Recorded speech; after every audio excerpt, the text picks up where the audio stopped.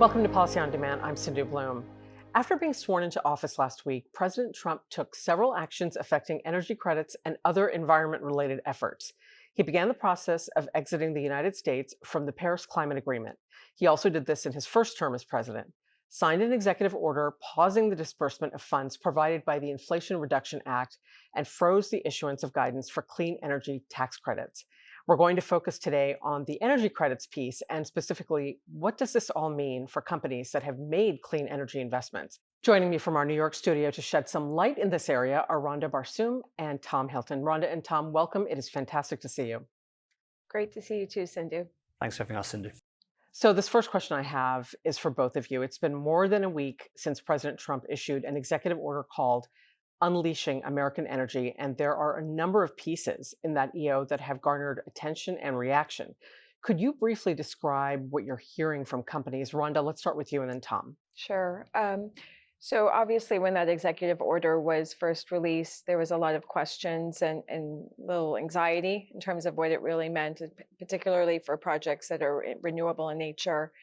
Upon further review of the executive order, it does make mention about the focus on traditional energy sources, but does also mention nuclear and hydropower and other renewable energy sources, which would be covered under the IRA energy credits as clean energy sources. So I think generally it shouldn't really impact a lot of the projects that are in flight, but of course our clients are still analyzing what these executive orders mean and what the eventual impact is going to be.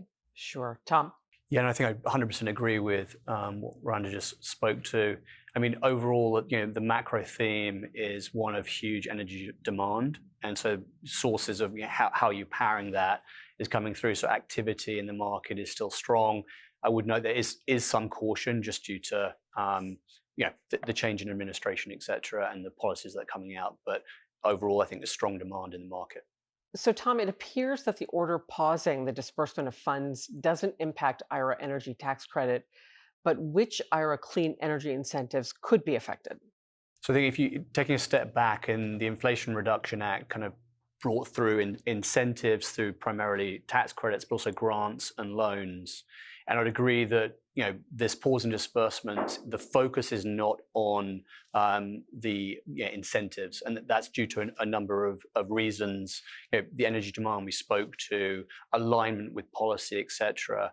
But what I think, and again, the impact from the pause of disbursements will be primarily on the grant and loan side. This is all very fresh right now. It's a current thing. So I think we're in a wait and see kind of moment in relation to that.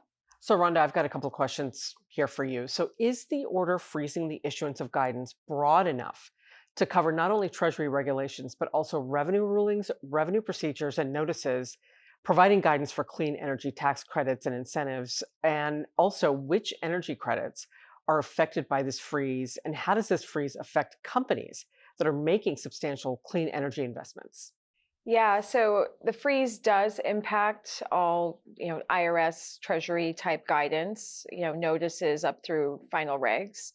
And it is pretty typical when a new administration comes in to put a freeze on any new guidance until they have the opportunity to evaluate and review what the guidance is that's coming to make sure it's in line with their own policy objectives. In this case, we had a flurry of guidance that came out just before the change in the administration before January 20th.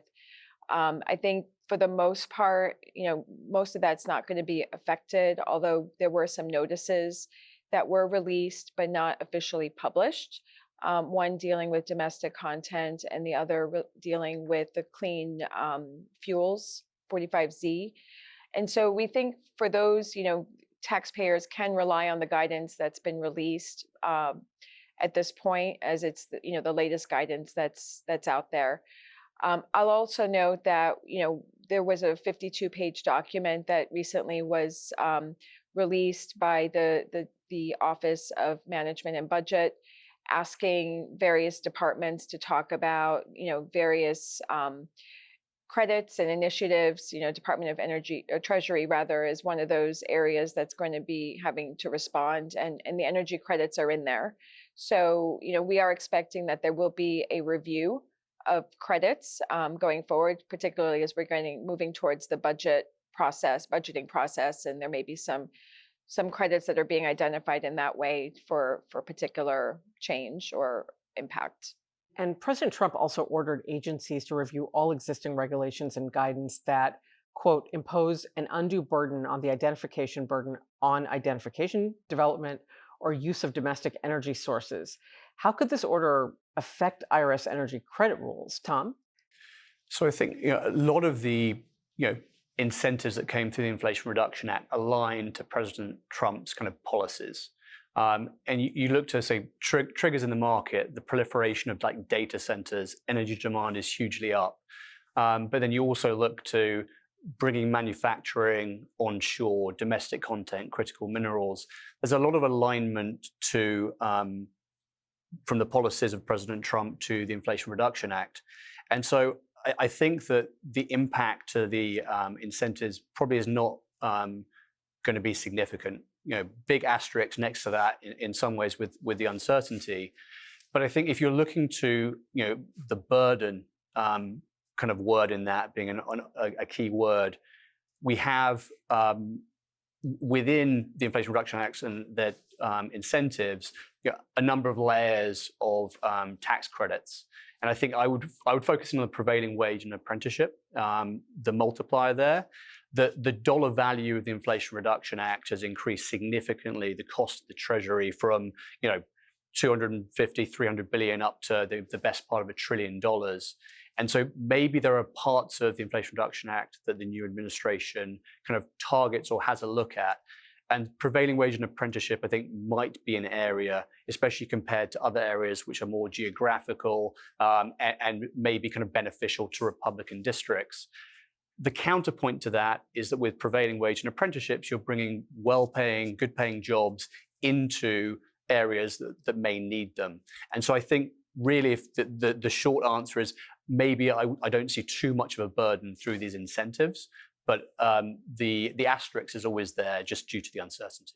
Let's talk about the clean energy tax credit. So Republicans who opposed passage of IRA in 2022 still would like to keep its clean energy tax credits along with others, especially those aimed at boosting clean energy production and parts manufacturing.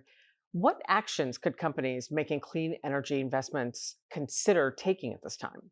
Well, addressing the question, I think I agree that you've had, Speaker Johnson come out and said that he would definitely want to keep some of the Inflation Reduction Act tax incentives. That was kind of like supported by, back in August, a letter signed by 18 members of Republican Congress supporting these credits, and that was sent to Speaker Johnson. And that's driven by a few things: the alignment to policy of President Trump and his new administration, but also a significant proportion of the investments that nationally are in Republican districts. And that's what we're seeing through our clients as well. And so there's definitely a benefit, a political benefit for members of Congress to support this, because it, again, referring to a earlier question, it benefits local districts through good paying jobs, development, economic activity. I think in relation to actions that I would look to take, I think an overarching one is speaking to your local representative in relation to what is important. If you've got a current investment or project ongoing, or you're looking at one, making that known would be an important step. From looking at my kind of client base in relation to investments that are in development now or will kick off development in the future, the commercial viability of lots of investments is actually determined through these tax incentives. And so I think making sure that companies are looking through the potential variations in credits. If you look to the time horizon, is it less than 10 years, prevailing wage and apprenticeship? Not saying that anything like this will happen, but I think just being cautious in relation to how you're modeling out results would be a sensible step. Thanks for that, Tom. Randa, any thoughts? Yeah, I mean, I wholeheartedly agree with what Tom said. I think, speaking to your representatives, is key. In addition to the making sure as you're looking at these investments that although the credits are key to the financial viability, making sure that you're modeling it out both ways and doing some scenario planning is going to be important. And just kind of taking a step back and realizing that a lot of these policies are in line with the policies of the new administration, and making sure that that's being known to the representatives that represent you in Congress and in the Senate, to make sure that if there are changes made, and we've heard about the scalpel versus the sledgehammer, that scalpel is being taken in a very thoughtful way. Randa, Tom, thank you so much for that. I really appreciate you taking the time to walk through all of this. Thanks for having us. Thanks for having us, Sindhu. There are more episodes on the executive orders on other tax and trade matters, and you can find those on our website or in the description of this episode, which also includes a link to PwC's 2025 Tax Policy Outlook. Thank you so much for spending this time with us. We'll see you next time. Take care.